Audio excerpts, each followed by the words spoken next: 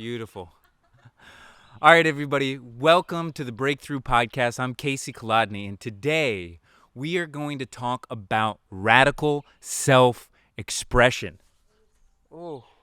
So radical self-expression, what happens? Where does that go? Well, what happens is we're always putting on clothes, social clothing. We're putting ourselves in these boxes, these prisons, these jails of what people think we should do. And the thing is, if you don't think that you're doing that, but you say, I should do this, you have let the shoulds penetrate your soul, right? So how do we, because we got to let some shoulds in, but how do we have a proper filter for shoulds?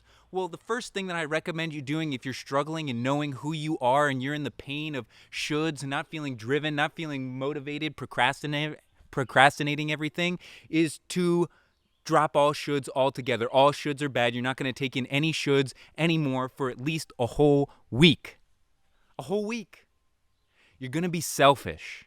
Really radically selfish. And you know what? It's going to be really hard for most of you to actually be selfish because at the end of the day, you don't even know what you want. You don't know what you need because you have minimized your needs in order to please others in hope that they were going to meet your needs. But the thing is, they never did. And you became resentful, you became unmotivated, you became lethargic and fatigued, angry and depressed because you suppressed and repressed all of your needs, all of your feelings, all of your emotions, and you don't even really know who you are anymore. So the first thing is you got to drop the shoulds because that is how we become radically self-expressed. So who is radically self-expressed? Well, everybody who is famous, almost everybody who is famous, is radically self-expressed. And that's why they are the way that they are. Because they are unfiltered. They don't care what anybody thinks. They just live life the way that they want to live it, not how they should live it. You think Kanye West is trying to be what other people think he should be? No way in hell. No way in hell. He is doing what he wants to do. And yeah, sometimes it's batshit crazy, but sometimes it's radical genius. And you are never going to reach your full potential if you're afraid of being batshit crazy, because without being a little batshit crazy every once in a while, you'll never reach radical genius. So this is phase one, and we're going to get more into it after I put on a shirt. All right, so screw the shirt, right? This is all about radical self-expression. And when you get radical self-expression, what really ends up happening is you learn actually how to love. Because to be honest with you, we have all been faking love for a really long time. We have been mistaking being nice for love. And why is being nice not always love? Because a lot of times when we're being nice, we're doing it for us. We are pleasing the other person so that they don't react unfavorably to us. It's actually selfish. It's actually more selfish than doing what you want because what you're doing is ingenuine.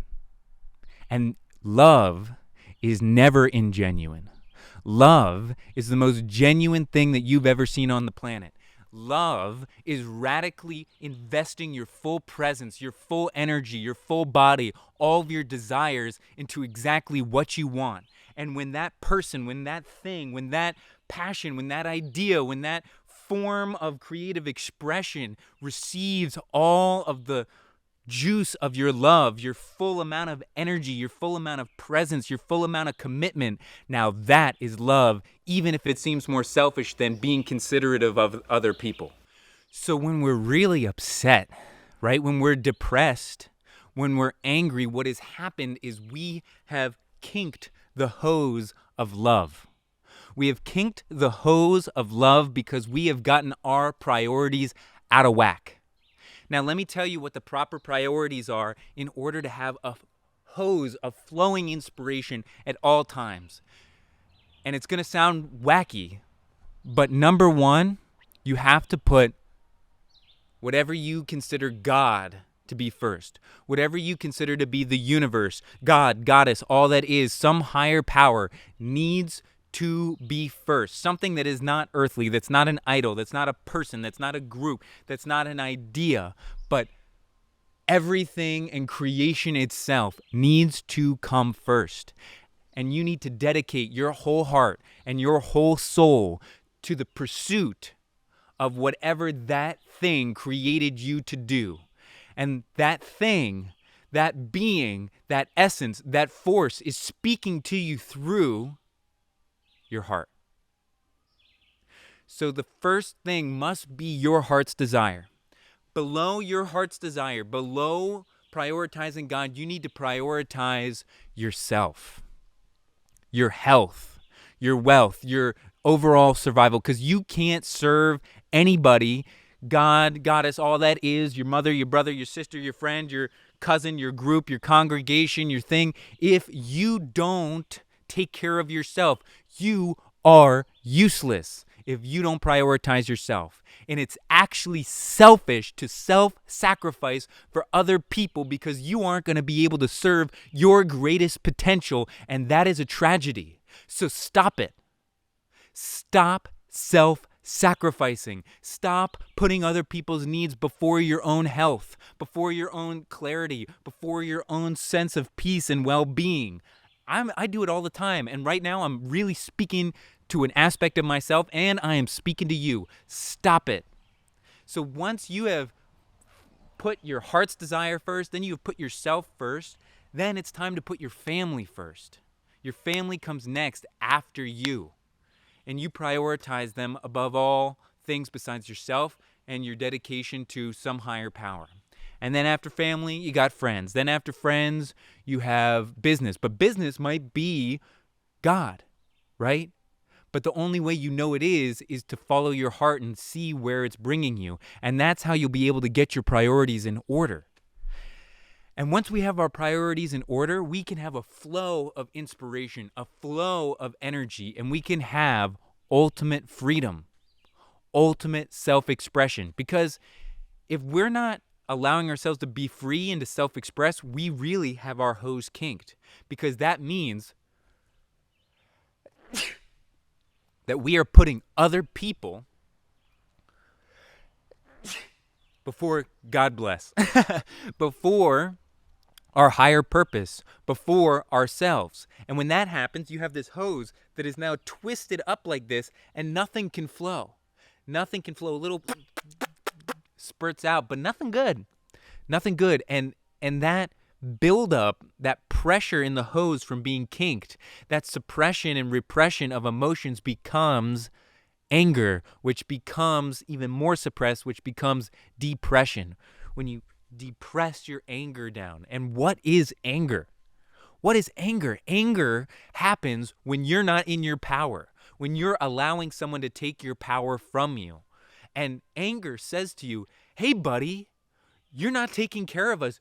So we're going to get angry so that you do take care of us. We're going to poison you until you have enough juice in you to actually do something about this person that is taking advantage of you physically, mentally, emotionally, or spiritually. And until you get your hose back up, we're going to poison you with anger. And that's what anger is. It's poison that you keep giving to yourself until you wake up and do something about the problem. So what do? We don't actually act from anger. We take anger as an indication that something needs to change and that we need to get into our power. Anger is the energy of becoming powerful. Anger is not the energy of being powerful. Being powerful actually is the opposite of anger. People who are really powerful have low cortisol, low levels of stress, high levels of aggression, low levels of stress. How can you have high levels of aggression and low levels of stress? Look at any alpha animal out there. Like, look at the lion. He's not stressed out and angry all the time. Ah! He's calm. And then if something comes in his way, he goes, and gets it real quick.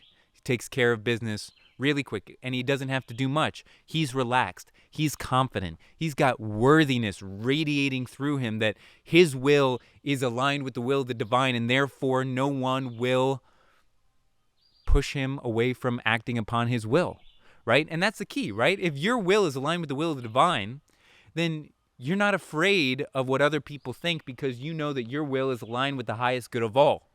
That's a great affirmation. My will is aligned with the highest good of all. My will is aligned with the divine and the highest good of all. My will is aligned with the will of the divine and the highest good of all. Right? And so allow yourself to express so that you don't get angry. And sometimes that expression is actually just an expression of love. Sometimes anger and grief and sadness are just there to wake you up enough, to slap you in the face enough so that you go ahead and express your love to someone. Whether that's yourself or that's a person, really, anger is asking you to be loving. Truly, absolutely loving. And that might be holding somebody accountable. The lack of accountability in our society is abusive. It's abusive because what happens when we don't hold someone accountable? When we don't hold somebody accountable to their actions and they're allowed to just slip and slide and everything, they feel incredibly unsafe. They lose trust in other people. They lose trust in themselves, and they don't have any sense of reality. They lose a sense of reality, and it is violent.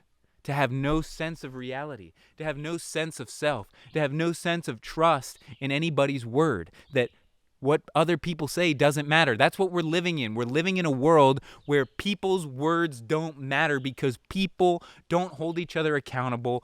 People lie to get what they want, and it is disastrous, especially for the youth. I actually used to work with kids when I first started and I got into coaching. I was working with, like a couple 12-year-old boys, a 16-year-old boy. And what I noticed was that their problem was that they had no sense of accountability. And because they had no sense of accountability, they never had the opportunity to build self-trust. And when you don't have any sense of self-trust and you don't feel capable, you can't feel safe. The first step to feeling safe is to feel capable. And the first step to feeling lovable is to feel safe. So first, you need to feel capable. Then you will feel safe. And when you feel safe, you'll feel lovable, right? And so these kids didn't feel lovable because they didn't feel safe, and they didn't feel safe because they didn't feel capable. And so the whole work that I did was to actually love them by holding them accountable, by empowering them, by telling them and giving them a choice every single way of showing them what did they just choose, right? I give them 3 choices. You can either get out of bed and talk to me, you can get up and go to school, or I'm going to pour ice water all over you. It's your choice. And then I say, silence is a choice. And silence means that you are giving your choice up to me. That's important to hear. Silence means that you are giving your choice up to someone else. Silence, a lot of times, is giving away your power. And so, not always, I take that back. Sometimes silence is the most powerful thing. But when someone says, what do you choose, this or that, and you remain silent, you're oftentimes giving up your choice. Because you know what I did? I went and poured ice water on him. And you know what he said? Why did you do that? I said, you chose it. Right? When we realize that when we take responsibility for everything that is happening in our lives, that is when we start to feel capable. And when we start to feel capable because we know that we have the ability to respond, responsibility to any stimulus in our environment, then we actually feel safe. And when we feel safe, we feel like someone cares about us. Because when we feel safe, that means that we trust that we're going to take care of ourselves, which means we love ourselves enough to take care of ourselves. And for children to feel safe, they need to feel like someone else loves them enough to take care of them, loves them enough to help them become capable for themselves. And if they don't feel cared for or loved, their sense of self-worth is going to completely fall on the floor. Their sense of self-trust is going to fall on the floor, and they're going to be completely debilitated, unable to take any action anytime that they want because they're going to be completely controlled by their little kid, which is going to be their desires. And they're going to try and escape the uncomfortability of feeling so incapable, so unsafe, so unlovable. So they're going to go and they're going to take drugs and they're going to binge on Netflix and they're going to eat all kinds of shitty food and they're going to destroy their bodies and they're going to destroy themselves because they don't want to exist, because they don't feel capable, they don't feel safe, they don't feel lovable. So the first step to becoming self-actualized is to find somebody to hold you accountable. I need this a lot. I do. I need it so much. And I have somebody in my life, a mentor, who I call, who is the only person that can really hold me accountable. And that is love. And sometimes he can be hard. He can be like, well, if you don't want to do this work, I can't talk to you anymore. I can't waste my time on somebody who isn't willing to do what they say. And that is the most loving thing anybody has ever said to me. Because everybody else was like, I'll love you whether you do it or not. Yeah, that doesn't work. Because then I have no sense of capability. And your love isn't real. It's just niceties. You're just doing it so I don't feel bad and take it out on you. So real love is holding people accountable, for holding them to their word, for being honest to them, for really caring deeply about who they are, who they're becoming, who they feel like they are on the inside, not just what you want them to be on the outside. And so when we can do that for ourselves and find someone to hold us accountable, we can become radical self-expressors. Because in order to radically self-express, you need to feel capable, safe, and lovable. And when you feel all those things, you're going to feel absolutely free. And when you feel free, you are going to express. And when you express, you are going to do the will of your higher power. And you're going to serve yourself, and you're going to serve everybody else at the highest capacity. You're going to feel alive, awake, and full of life and vitality. And that is what is important. And that's where we're going to end it today. I love you. Do what you say.